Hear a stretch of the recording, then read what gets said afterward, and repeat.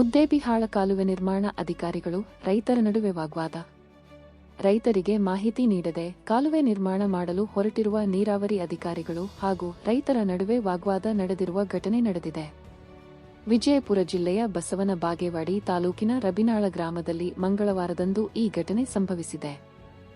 ಗ್ರಾಮದ ರೈತರಿಗೆ ಕೃಷ್ಣ ಜಲ ನಿಗಮದ ಅಧಿಕಾರಿಗಳು ಯಾವುದೇ ನೋಟಿಸ್ ನೀಡದೆ ಕಾಲುವೆ ನಿರ್ಮಾಣ ಮಾಡಿ ಬೆಳೆ ಹಾನಿ ಮಾಡಲು ಹೊರಟಿದ್ದಾರೆ ಎಂದು ರೈತರು ಆರೋಪಿಸಿದರು. ವರದಿ ರಫೀಕ್ ಮುಲ್ಲಾ, ಬಸವನ ಬಾಗೇವಾಡಿ.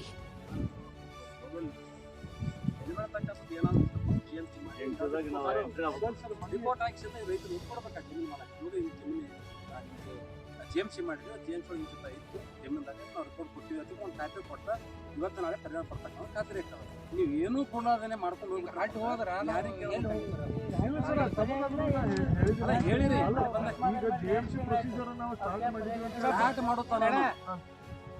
ಸ್ಟಾರ್ಟ್ ಮಾಡುತ್ತಾ ನಾನು ಒಟ್ಟ ವರ್ಕ್ ಮಾಡಿ ಜಿಎಂಸಿ ರಿಪೋರ್ಟ್ ಕೊಡ್ಬೇಕಾರೆ ರಿಪೋರ್ಟ್ ಕೊಟ್ರಿ ಅಲ್ಲ ಸುಮ್ಮನೆ ಅಲ್ಲಿ ನಾವು ಹೇಳಿದೆವು ಹಂಗೆ ಮಾಡಬೇಡ್ರಿ. ಮೌಕಂಬೇಡ, ರೈತರ ಕೈಯಾಗ ಜಿಎಂಸಿ ರಿಪೋರ್ಟ್ ಮಾಡ್ತಾನೆ ಎಲ್ಲಿ ವರ್ಕ್ ಮಾಡ್ಬೇಡಿ. ಮತ್ತು ಮಿಕ್ಕಿ ರಿಪೋರ್ಟ್ ನೀವು ಕೆಲಸ ಮಾಡಿದ್ದೇ ಕರೆ ಆದ್ರೆ ನಿಮ್ಮ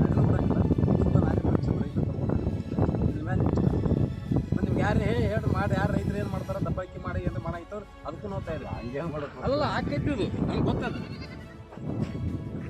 ದಬ್ಬಾಳಿಕೆ ಮಾಡುವಂಥ ವ್ಯವಸ್ಥೆನೇ ಇದೆ.